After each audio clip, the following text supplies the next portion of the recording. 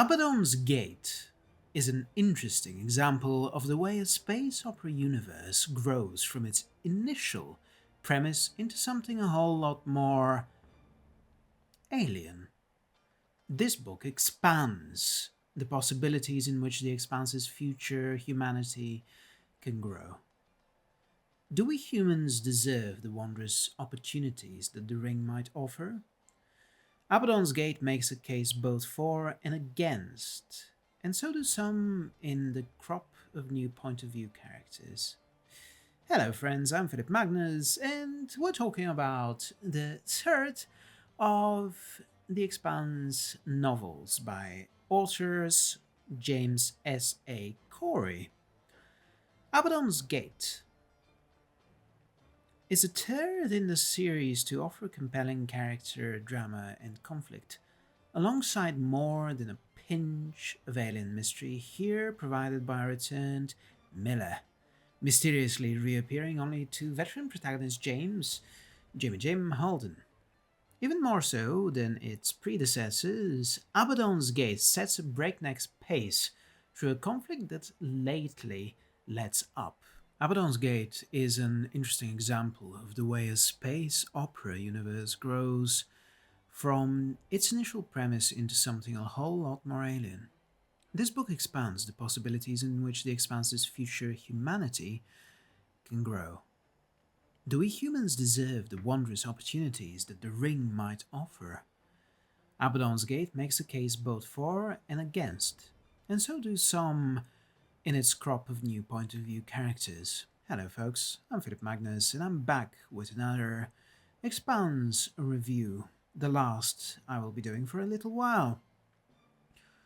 Abaddon's Gate is the third novel in the series to offer compelling character drama and conflict, alongside more than a pinch of alien mystery here provided by a returned Detective Miller, mysteriously reappearing only to veteran protagonist Jimmy Jim Holden.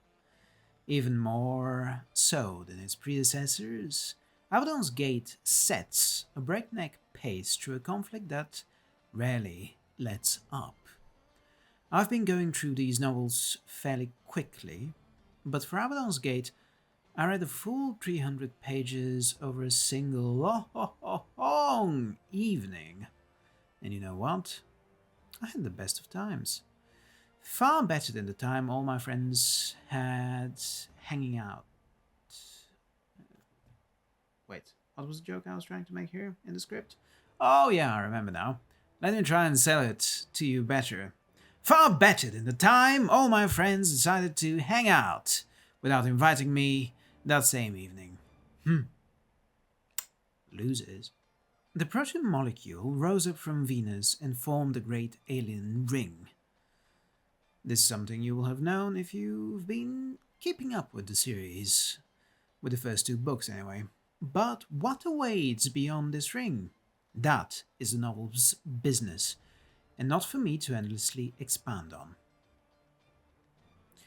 The mystery of the ring generates tension, and what the book chooses to reveal does an excellent job of generating yet more tension and big picture uncertainty. Some moments had that excellent myth making quality about them. A revelatory experience Holden has, for example, or the finale of the novel itself. There is something of the tragic to Clarissa. Her arc is driven by hate for Holden, but the truth of it is, the Holden she hates is not the Holden the audience knows. He's more a scapegoat for something else, a character to hate in lieu of Clarissa's father, the mastermind behind so many of the molecule horrors across the first two novels. The spectre of Jules Pierre Mao lies heavy over her, and for all the horrors Clarissa commits, I can't help but feel pity for her as just another one of his victims. There is good inside Clarissa, but trauma and mania bury that good person deep enough inside that by the time she sees past the pain and fury and everything else, it's impossible to take back what she's done. and insanely difficult to make amends.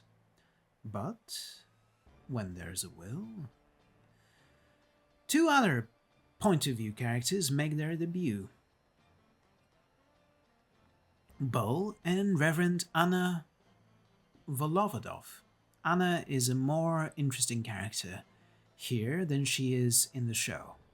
She's got a lot more to do, and I would so love to revisit her perspective. The authors nailed the voice of a reverend who is open to contextualizing her fate in view of the cosmic revelations that the ring promises. What's more, she's written in a very human sort of way. Her uncertainties, her fears, her need to draw strength from others, they bring about delightful and genuine character moments. Supporting characters like Tilly shine around her, as do the interactions she has with Amos. Great character.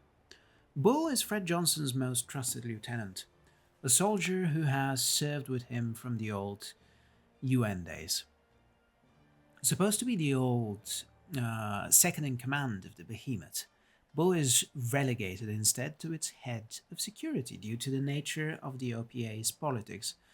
An Earther cannot be seen to be in command of the scariest ship the OPA possesses. Spoilers, it's a horrible rushed job, that. The book doesn't do much to convince skeptics about the importance of politics, you see, because so many of the issues in Abaddon's Gate can be relegated to this decision, to giving the command of the ship not to the most capable person, but to the one who has the political capital. And that's one thing I'll always remember about Bull: his competence. He calls the hard shots, does amazing and reprehensible stuff alike, and either way, he is always willing to live with the consequences of these choices. A small aside before I move on: Bull doesn't appear in the show, but is rather part of the makeup for the series' standout original character, Kamina Drummer. Another character who Drummer is a composite of is Michio Poe, who is the Behemoth's actual second in command, the XO, and herself an absolute badass. As to the ship's captain, well, there's an underwhelming character if ever I have read one. As someone coming from a place of deep love for the show, this book was a conundrum for one of its villainous antagonists, Ashford. Ashford is very different from his TV show equivalent, Claire's Ashford. The book character, whom I will just call Ashford from now on for convenience sake, is a middle-aged man with an inflated sense of his worth and talents, and a tendency to brag about his scholarship-funded education on Luna. His villainy is not a personal choice or motivated by logic, or, as is the case with Claire's Ashford, genuine conviction. Rather, his is the delusion of someone suffering from a traumatic brain injury. He's more akin to a rabid dog than he is to the clever, suave parrot that is his show counterpart. The comparison, as you can tell, does book Ashford here no favors. There are other antagonistic characters, and a smorgasbord of great supporting cast members. The show's more clever about reusing characters, though. I find that the fact that they used Bobby in place of a fairly generic Martian Marine lieutenant in the book was an inspired choice. As is obviously Clash Ashford, as is Drummer, as is so much about the show. And here, obviously, we have an occasion to talk about the need in adaptations to make composites of the more varied allowances that novels give us. After all, you can write very easily 15 characters, whereas you might wish to save on introducing those characters, because keeping track of 5 characters rather than 15, far easier. Also, someone like Bobby Draper in the show, that actor, she was universally, I think, acclaimed, loved in that role. She was phenomenal. And so it's very easy to see why people might want to keep her in the actual third season, or the latter part of the third season of the show. This book, to get back to it, it's a good breaking point, or rather a good break point. Finishing it is an excellent reason to pause in my read-through of The Expanse for a while, catch up on some other reads before I jump into the second trilogy in this 9-book series. I'm not here counting the 10th volume, which is filled with short stories. I'll get to that once I'm done with the actual novels. What's more, Abaddon's Gate is a high-octane novel of action that is not afraid of asking some big questions, and that, I think, is what makes it a great deal different from your run-of-the-mill space opera.